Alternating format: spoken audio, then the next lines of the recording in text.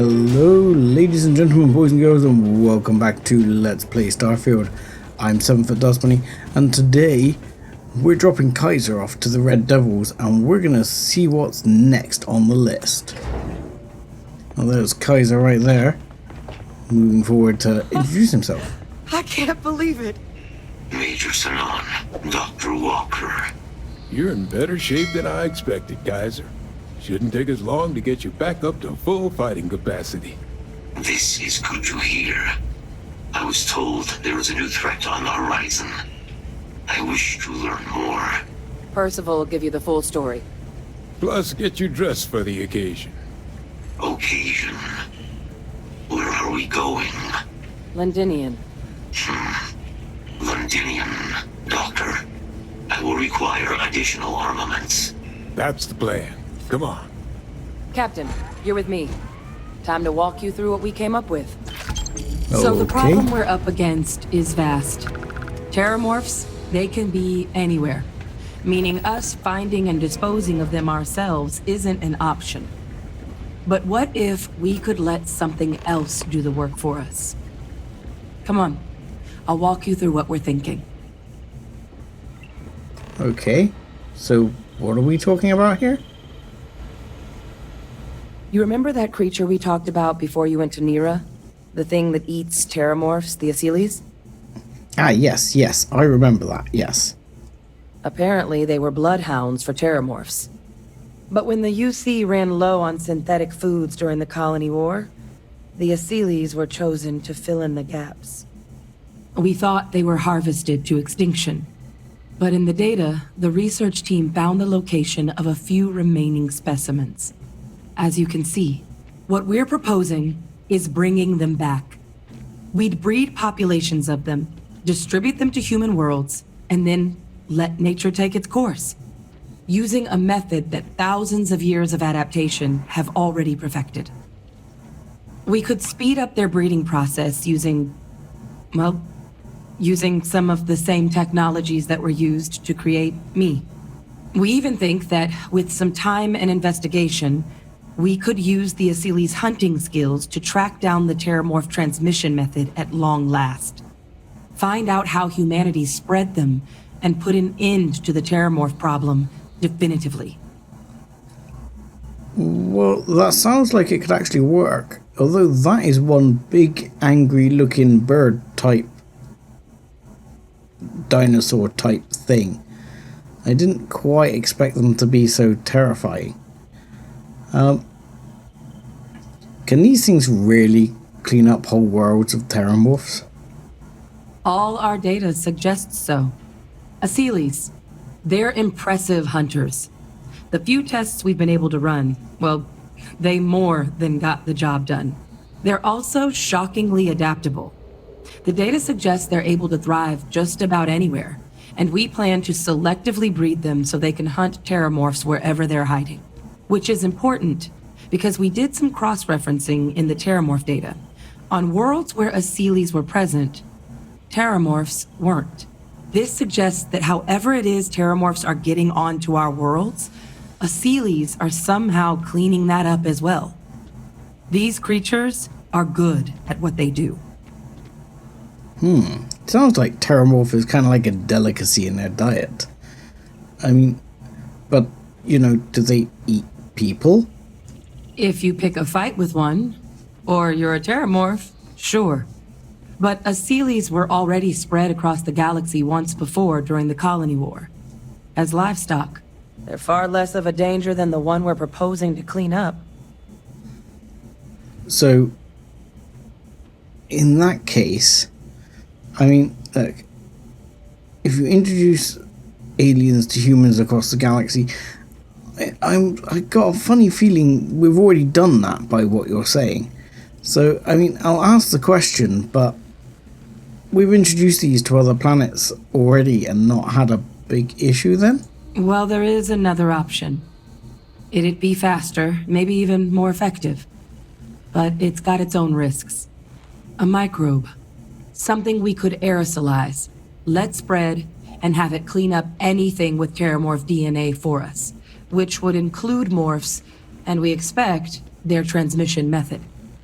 It'd still take time to build, test, and distribute, but no other method could hold a candle to it when it comes to sheer efficiency. Not even the Asylees. Yeah, but I mean, Microbe says to me risks, I would have thought. Percival assures me that they're minimal. He'll be able to encode safeguards against mutation in the agent's genetics, so that they stick to the task of cleaning up terramorphs. But the microscopic world has a tendency to behave in ways you can't always predict. So to say there's zero risk would be a lie. I'm with you there. And look, just based on human history, we don't have a great record with these sorts of things. Who's dispersing this or the Asylees anyway? Well, that's still not 100%. But it sounds like the Vanguard will actually be picking up a fair bit of it. But there's no sense in hammering down those sorts of details before we've made a decision on which route we're taking. Fair enough. I'm going to be honest. I'm not keen on the Microbe. If a Microbe goes off the rails, how the hell do you stop it? Or try and clean it up? If the Asylees thing goes slightly off the rails, we can shoot them. I'm with the Asylees. Inclined that way myself. With either path, though, we're looking at a long-term commitment. Years of work. Even just getting these plans off the ground is going to take time. And all routes are going to require some highly specific materials to make things work. Terramorph cell lines we can breed quickly and consistently to test on. Asylees gene samples we can use to rebuild their bloodlines. Or sharpen our microbes' tracking skills. Not the sort of things any labs just got lying around. But we think we found a lead. One place in the known galaxy where we know we should be able to find all the materials we need. All paths lead to Londinium. Uh-huh. I did hear Percival mention Londinium. It did sound like we were going that way. A planet overrun by terramorphs. This is going to be a fun outing, right? It's dangerous, yes. But Kaiser, Percival, and I, we've trained for this. And you're not so green yourself. And the last thing I want right now is for the UC to stick us with some gung-ho jarhead who's gonna put us and the mission at risk. Captain, you're the reason we're all here right now.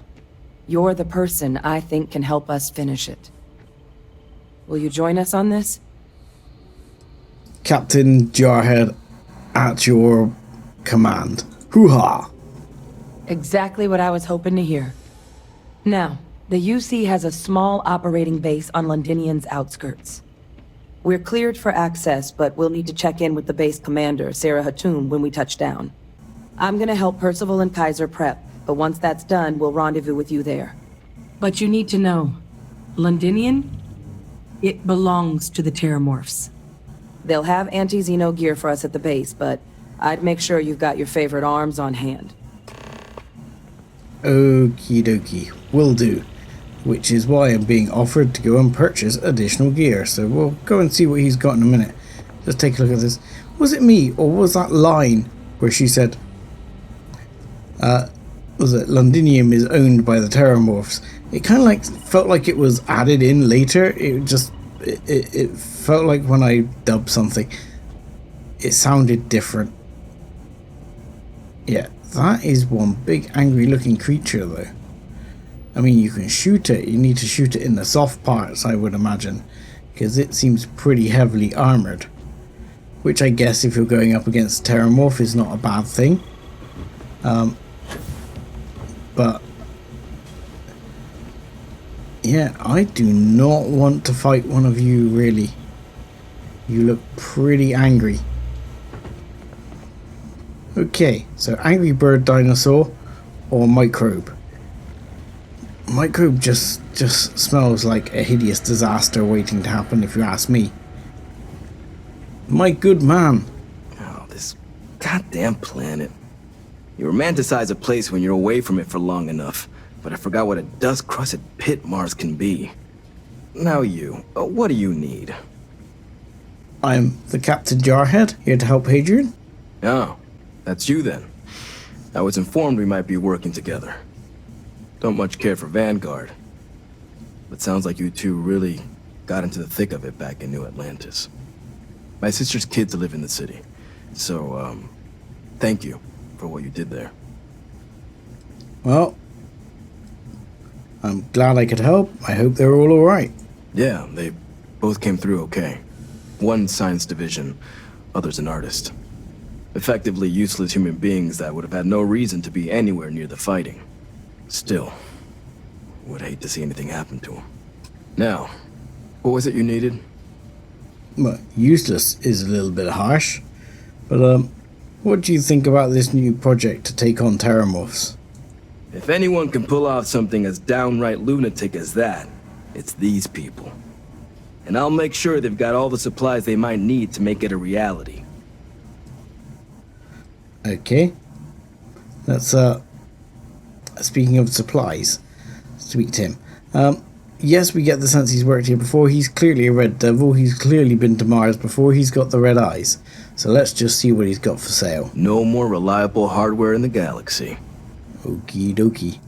What you got, bud? An amped up Orion. Meh. Meh. And meh on all of those. A microgun.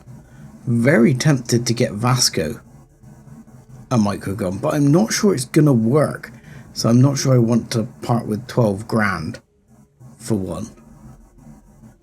How reckless bombardment.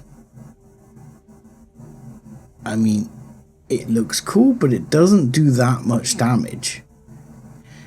I guess this is the step up of like a Bridger. I mean, it looks pretty cool. I guess if I had like explosive thing, that would be better. Ooh, they have a refined Orion. That would be nice, because I believe my current one is calibrated. Oh my god, they've got a hard target. Oh my god, I'm about to spend a lot of money. I'm about to spend a shit ton of money, I think. Excuse me, sir. I just need to look. Okay, I mean, I'm a lazy kiddie, but hard targets are pretty damn badass as well. Okay, yeah, mine is calibrated, so the refined is definitely going to be better. Can't do the job without the right tools. Everything up to spec. I mean, the hard target is definitely a like main end sniper weapon. It's freaking expensive. I mean, do I buy one? I mean, that is gonna be hella expensive. Definitely taking the Orion, because I reckon I can boost that up to well above 100.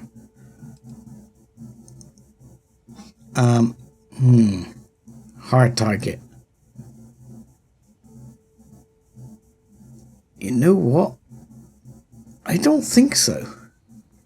I mean, the range is better than the Orion, but I can definitely boost that and the range on this. I think it's going to be rivaling the hard target. So now I'm going to pass on the hard target, just because it's uber expensive as well. I might regret that. I might have to remember he has one. Okay, so I've taken my Orion back and modified it. So we're fully modified up. And now we're looking at 157 damage, which is nice. It's not that far off the hard target, and it's relatively good range up at 77. But it has a much faster rate and larger magazine than a hard target. So I figure I'll be able to hammer out more bullets. I hope. I hope that wasn't a mistake leaving the hard target behind. However, in other news, while Vasco is here, Vasco... I am told these types of gatherings are a sad occasion. Yes. That assumption appears to be correct. It is correct, Vasco. I appreciate you verifying my analysis, although I am certain my thanks will do little to improve your current psychological trauma. If you would like, though, I can add some consoling language to my programming. Sure. Console away, my man. It will take some time to adapt, but it will be okay. How was that? That was strangely good. I will note that feedback for later. Okay. Constellations, reduced capacity, will Yes. no doubt make future work more difficult. Thank you. Ceremonies for the deceased go back thousands of years. Okay. Vasco's just gonna keep talking to me about what I was trying to get to, which is it's Sarah's funeral. I almost missed it. I'm glad we came back just in time. Vasco's not going to let me go. I was trying to get him to part ways for now so he doesn't follow me around the funeral, which I didn't really want him to do. But I guess we have a service to attend. But I've got nothing. So instead, I thought I would quote something that gave me comfort a long time ago. Is God real? The more proper question would be, is reality divine? Existence itself is a mystery which yearns to be uncovered. What is goodness but a comparison to the good? What is existence but a participation in being? For where the diversity of the universe inspires awe and wonder, it exists only in contrast to a simplicity so pure that it may only be understood as primordial and even divine. Our essence is what was imagined by its mind, but what we consider imagining and what we consider mind are in fact so far beyond our understanding that even these metaphors are like the tiny whitecaps on a massive surging sea. There's more, but those are the parts that speak to me the most.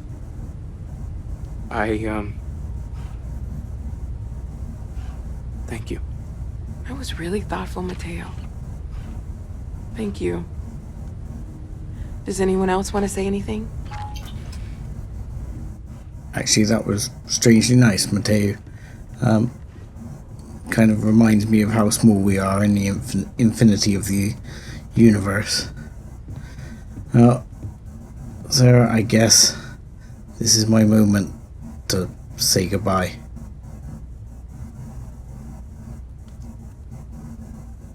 I gotta speak to the podium here. Well, look, I know this is a funeral, but I'm gonna say it. Sarah didn't just die. She was murdered by the Starborn. And I'm not going to forgive or forget those responsible for her death.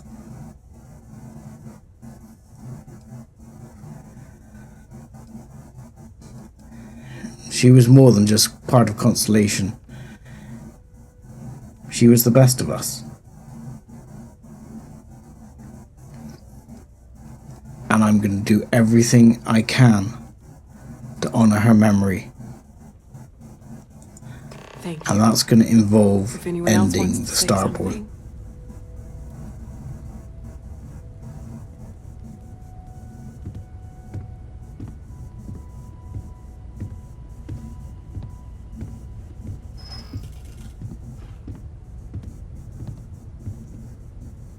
I don't often speak about what I believe in. It seems so redundant with how I live. But death is one of those occasions where it's hard not to look inward. Our friend is gone. There's no afterlife, or second meetings. No God in heaven that is curating a perfect ending for them. So it's up to us. We are what lives on.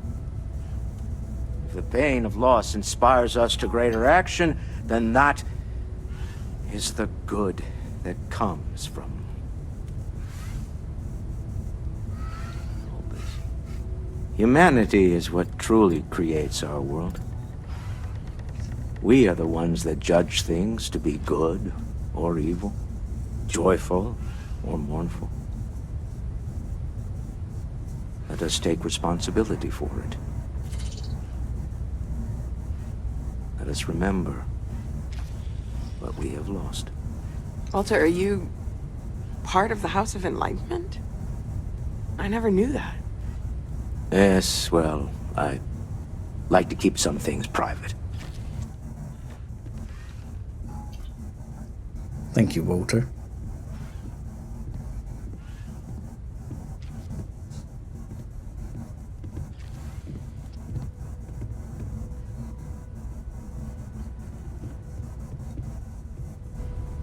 You all might not like thinking about this, but when we die, everything about us breaks down, decomposes, gets eaten up by insects and microbes. Or due to the lack of a biosphere, we are simply carried away by space and time until we sizzle in a distant sun's corona or get pulled in some gravitational field and coalesce with other debris. Not comforting, huh? But I disagree. Do you know what I find uncomfortable? The thought that after I die, the universe is just going to stand still forever. Could you imagine? The fact is that the universe goes on, that life goes on, that things do not just sit still. That right there is the comfort that I need. Yeah, we die, and some people go way before they should. But the universe doesn't care. Not because it's evil, but because it's infinite, ever expanding. And who wouldn't want to be a part of infinity? Even if it's just for a short while. Listen, we don't worry about ourselves before we were born, do we? Of course not. We emerge from the universe as we return to it. And for one beautiful moment, we are here together. Yes, that certainly was an interesting perspective, Barrett.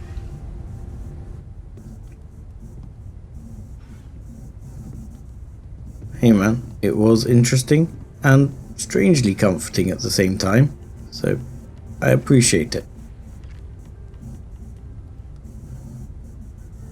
Andreja is going.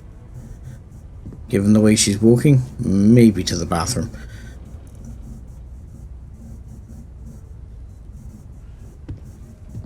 I guess. I just want to say a few words to you, Sarah. Look, it's me, Sarah. I miss you. I really wish I'd come up to the eye and not made the mistake of leaving you. I hope you can forgive me. I hope you're out in the stars and I'll see you there. I miss you, Sarah.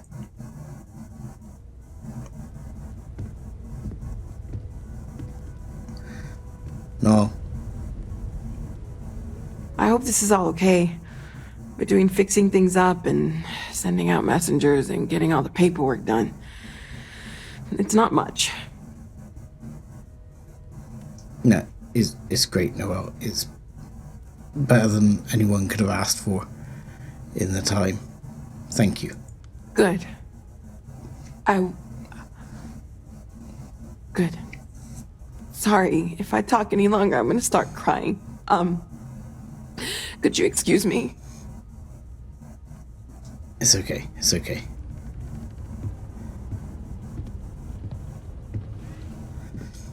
Mateo, thank you for your It kind almost words. feels wrong to be grieving. Selfish. No amount of tears will bring the dead back. You know, these things are more for us than they are for the person who's left. They're more for our feelings. Yes. We don't have a way of knowing whether we really touched the departed with our grief. We just have to have faith. It's okay to grieve, Mateo. It's part of life. It's just easier to feel guilty, if you'll excuse me. That I can certainly relate to. And who are you, by the way? I don't believe we've met. Ajay Mamasa, former chair of Constellation. I wish the circumstances of my visit were better. Aja, thank you for coming. I mean, Sarah spoke about you a lot. You know, she had a lot of fond memories of her time with you. Unfortunately, this isn't the first Constellation funeral I've been to. After 35 years, you say goodbye to a lot of friends. I hope you don't mind me saying, but I feel numb just thinking about it. Sarah meant the world to me. She was the future. I knew it as soon as I met her. And you to her, actually, you know. You meant a lot to her as her mentor. So, you know, what was she like back then? Exactly the same as when you met her, I bet. Determined. Fearless. With just a small hint of delight on her face when she knew she was winning, eh? My only problem as a mentor was trying to convince her to be more tactful. Those old military instincts would always get her in trouble. Well, that was one of the things that me and Sarah had in common, was tact was never our strong point. You two were very close, though. Yes. She could make me so angry, or so happy. We used to joke that we were married. I bet relationships in Constellation are still messy, aren't they? They're more of a family than an organization. All the former lines bleed together. It makes the losses sting harder. But I hope it means the time you had together was all the more important. That's how I like to think of it anyway. Our time together was very important to me. Life-changing, in fact. And I can't believe I've lost her. You know, I don't know what to do without her. But you chaired Constellation before Sarah, right? Oh, yes. I was Sebastian Banks's protege. If that gives you any idea of how long I was part of our little club. You were Sebastian Banks's protege? Knew him, argued with him, tried to carry on his memory when he vanished. Sebastian will be back tomorrow, we always used to say. It reminded us that he was still here, in the bones of this old building. I mean, that's a relatively nice sentiment. Take care, Aja. Thank you for coming. It was a pleasure to finally meet you. I wish I'd met you with Sarah at my side.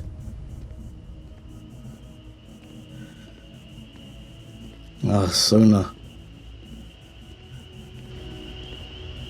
How is she coping? Oh, hi.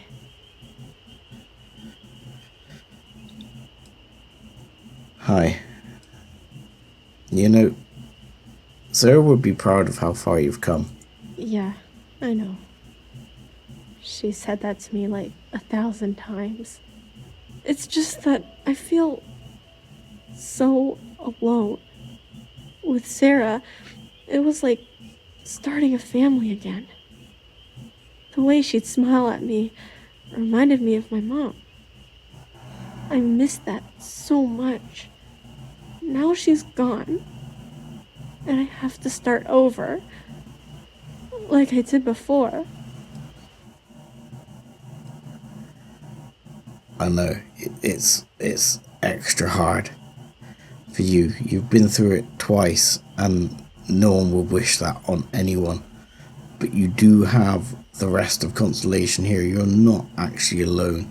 Even though I'm out traveling, I will be trying to avenge Sarah, and then I will come back and I will help. I will be with you. But you have Noel and Barrett here to keep your eye on you. I'm only going to take Vasco with me. It's not the same. Sarah was starting to feel like, well, like she was my new mom. I really don't want to go through this again. It's too hard. I can't believe Sarah's gone. It's not fair.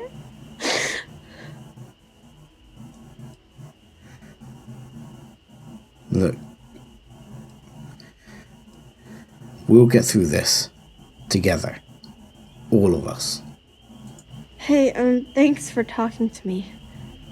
I'm actually feeling a little better knowing that you care how I feel. Maybe I'm not so alone after all.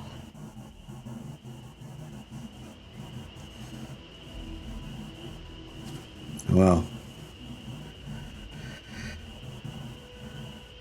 Barrett. You know, what you're feeling right now is a chemical reaction whose evolutionary goal is promoting social cohesion. Never seems to work for me. No matter how many times I do this, I feel less attached, not more. You know, I've never really been one for social cohesion myself. I'm a bit of a loner, and I know exactly what you mean. Well, look at us. Two lone wolves howling at the moon on the same night. You know, if there's one piece of advice I can actually give you, it's that lost loved ones have a way of coming back to you. One day you'll be sweeping out some old shelf or digging through a desk, and there it'll be. Some old paperweight of theirs. Or a piece of jewelry they gave you. Half jokingly. Theoretically, of course. In all honesty, Barrett, that's why I'm keeping Sarah's stuff around on the ship. It's there to help remind me of her. Thanks, Barrett. You're welcome. How you doing, Walter? Chat for a bit? Normally, I hate talking to people at funerals, but, well. Sure. Let's chat. You don't believe in the afterlife, do you? I mean, this might be the worst time to bring it up, but... Honestly, no. I think this is all you get. And I'd like there to be one. I really would. I'd like to think we'd meet out there again sometime after this is all over. But in my heart, I don't believe it. Somewhere deep down, I think we all wish it's not true. But part of us knows there's no going back. Even if there is something in the beyond, it's not here, is it? Well, I've taken up enough of your time.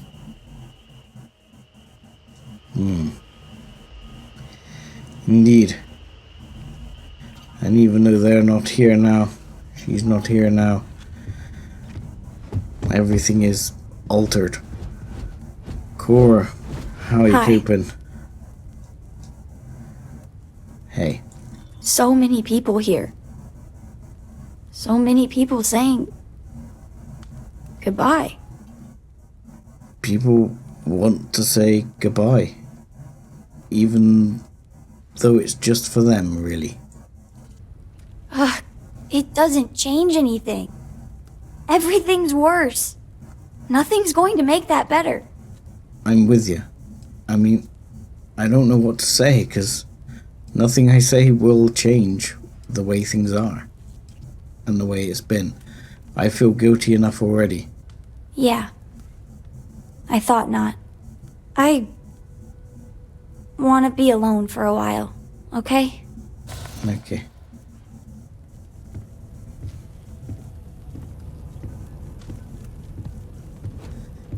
Andreja, how you doing?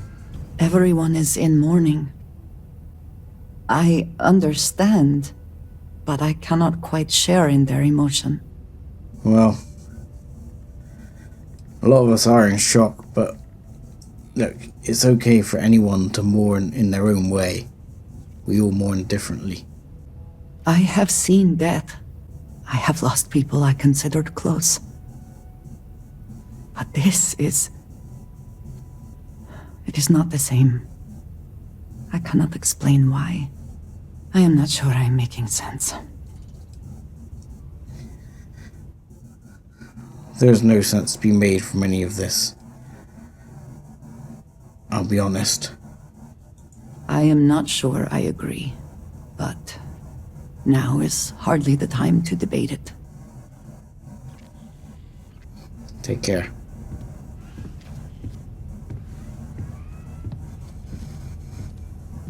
Vlad, Sam, how you guys doing? Drink? Pour one out to the blackest sea?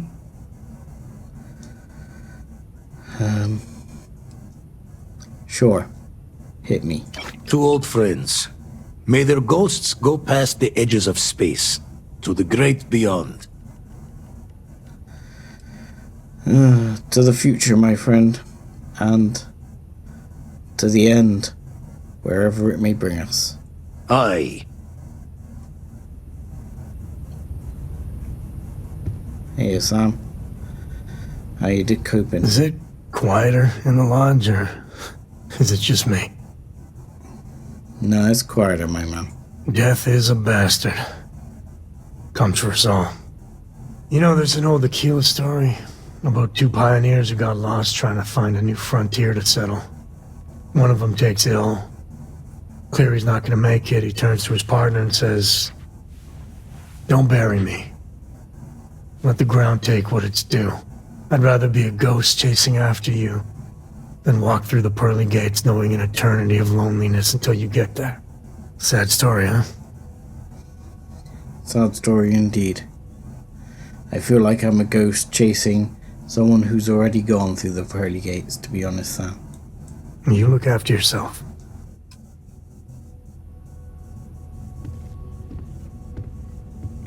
Well, I guess that's everything. And there's just one last thing to do. Another brief goodbye to Sarah. Sarah, I will go after the Starborn for you. I'm gonna help the UC hopefully defeat Terramorphs. I'm gonna help try and make the Freestar a better place, and if I can, promote cohesion between the two, as I think you would have liked that. I'm gonna find and hunt down the Starborn and make them pay for what they did, before hopefully I'll find you in the rest. I miss you, Sarah.